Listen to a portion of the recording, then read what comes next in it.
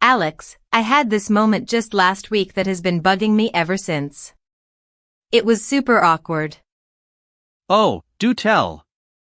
I sense a story brewing, and those are often the most potent lessons for anyone learning English. Don't hold back any of the uncomfortable details, because that's where the real learning happens for our listeners too. Okay, so I was meeting a new study partner for the first time in person, first day of class. I really wanted to make a good impression, be friendly and outgoing, Absolutely, that's a completely natural desire when you're stepping into a new social environment. You want to convey warmth and competence right from the start. What did you say? So I just took a deep breath and blurted out, very clearly, "Hello, my name is Emma. How are you doing today? It is a pleasure to meet you." I thought it was perfect. Sounds perfectly polite and grammatically correct on the surface, Emma. You covered all the bases of a formal introduction. What happened next that made it awkward? Well, he smiled, but then there was this tiny, almost imperceptible pause, like he was buffering or something. He just said, "Good, thanks. You too," and then, silence. It felt like I'd hit a brick wall, and I didn't know what to say next. Ah, the silence. That's a classic symptom of what I call the overly formal introduction trap. You were aiming for warmth and correctness, but your phrasing might have felt a bit too stiff, almost like a recorded message or a script being read aloud, which can unintentionally create a barrier. Wait, really? I thought saying "my name is Emma and it is a pleasure to meet you" was the most proper and friendly way to introduce myself. It absolutely is grammatically correct, but the context and the rhythm of that first classroom introduction are like invisible tripwires for natural flow.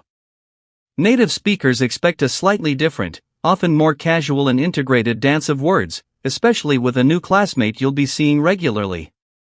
So, saying "my name is Emma" instead of just "I'm Emma" makes that much of a difference? I always thought it was just a longer, more complete, and therefore better version. It's like trying to wear a full tuxedo or ball gown to a casual coffee shop meetup. You're technically dressed, and elegantly so, but you feel completely out of sync with the environment. The "my name is" sounds very textbook, very performed, rather than organically conversational. And how are you doing today?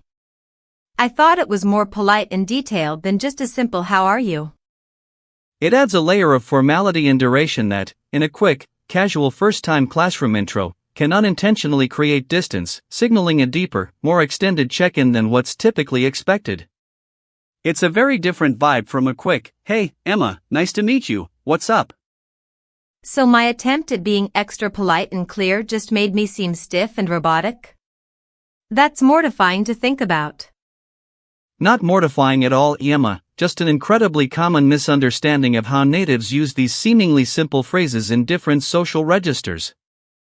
It's like using a precise, delicate scalpel when you really needed a quick, broad-stroke paintbrush, same general goal, but the wrong tool for the particular job.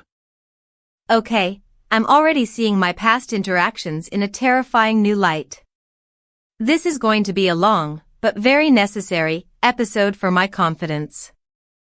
It certainly will be, because what you experienced highlights a fundamental difference between how a language learner's brain approaches an introduction versus a native speaker's brain.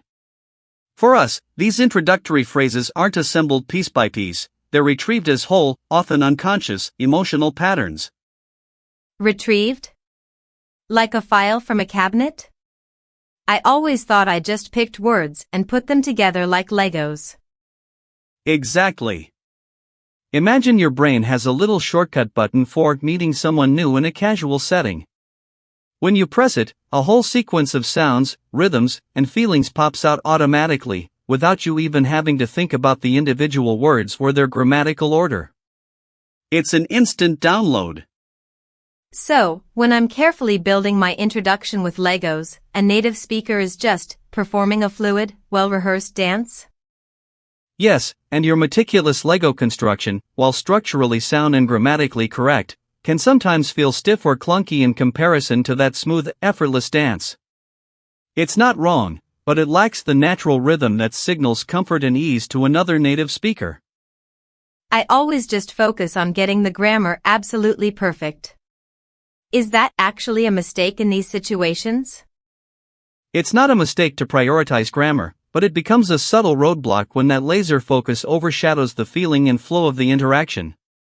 You end up sounding grammatically impeccable but sometimes emotionally disconnected, which is incredibly confusing for a native ear, like a robot reading poetry.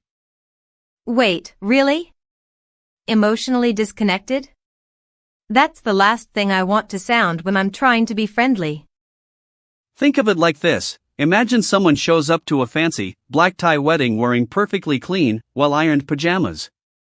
They are technically wearing clothes, they are covered, but it sends a completely confusing and jarring signal about their understanding of the event and its social expectations. The attire doesn't match the occasion. Oh my gosh, that's exactly how I felt inside. Like I was wearing linguistic pajamas to a social ceremony. I was dressed, but totally out of place. Your intention was good, much like someone wanting to be comfortable, but the unspoken rules of the introduction ceremony dictate a certain kind of linguistic attire. We instinctively pick up on those subtle cues, and any misalignment creates that awkward pause. So, my brain is overthinking and meticulously calculating every single word, while a native's brain is just gliding through the whole interaction effortlessly? Precisely. Your brain is a meticulous architect, drawing out blueprints for every sentence in real time, while the native brain is more like a seasoned jazz musician, improvising effortlessly within established, familiar patterns. Both create, but the process and the outputs feel are vastly different. This makes so much sense now why I feel so slow and awkward sometimes. It's like I'm trying to consciously calculate every step of a walk instead of just walking. And that conscious calculation, while absolutely necessary in early stages, creates a subtle, almost invisible barrier in natural conversation. The listener hears the effort in the delivery, not just the words, and sometimes that effort translates into a perceived lack of naturalness, even if your grammar is absolutely flawless. So, a native speaker isn't just listening to what I say, but how I say it, and what that how signals about my fluency and comfort. Absolutely. The how is often more powerful than the what, especially in these initial, quick social interactions. It's the invisible handshake of communication, signaling belonging, comfort, or sometimes, as you experienced, a slight, almost imperceptible disconnect. This is far more complex than I ever imagined for just saying hello and my name is. It truly is, Emma, and this hidden complexity is precisely where the silent killers of beginner introductions lurk, ready to sabotage your confidence. These aren't big, obvious grammatical errors, they're subtle misalignments that textbooks often completely gloss over, leaving learners feeling perpetually off without knowing why. Silent killers? That sounds incredibly ominous, like language ninjas. They are, because they don't scream wrong, in a way you can easily identify and fix. Instead, they whisper awkward, to the native ear, creating those uncomfortable pauses. The first silent killer, Emma, is the rhythm and intonation of perceived sincerity. The rhythm of sincerity? I always thought as long as I said the correct words, my sincerity would just be understood. But the melodious rise and fall of your voice, the subtle pauses, the emphasis on certain syllables, these are the true, unconscious carriers of "I genuinely want to connect with you." Without them, even grammatically perfect words can sound hollow or rote, like a child reciting a memorized poem rather than truly feeling it. So, even if I feel friendly and sincere inside, it might not sound friendly and sincere to a native speaker? That's terrifying. Exactly. It's like trying to bake a delicious cake with all the right, fresh ingredients but forgetting to preheat the oven. The components are all there, but the crucial warmth and transformation that bring it to life are completely missing, leaving something that just doesn't quite hit the mark. Okay, that's one incredibly subtle killer. What's the second silent killer that's making me sound so weird? The second silent killer is the subtle art of leaving conversational room for the other person. Beginners often, out of nervousness or wanting to get all their information out, deliver their entire introduction in one long, unbroken, unpausing phrase, leaving no natural space for the other person to chime in or react organically. Wait, really?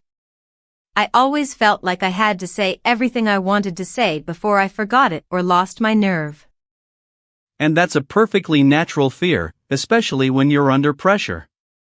But imagine trying to have a comfortable conversation with someone who is constantly talking at you, without those tiny, almost imperceptible conversational pauses where you can nod, interject, or smoothly take your turn.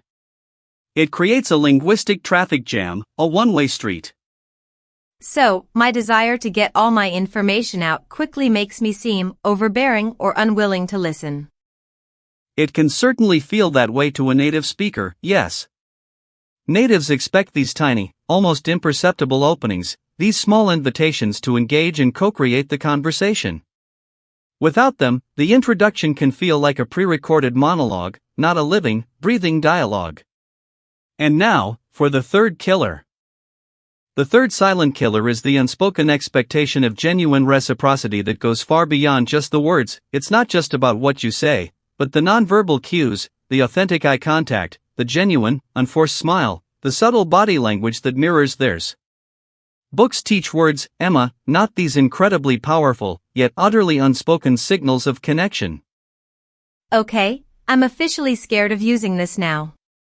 I feel like I've been making huge mistakes this whole time.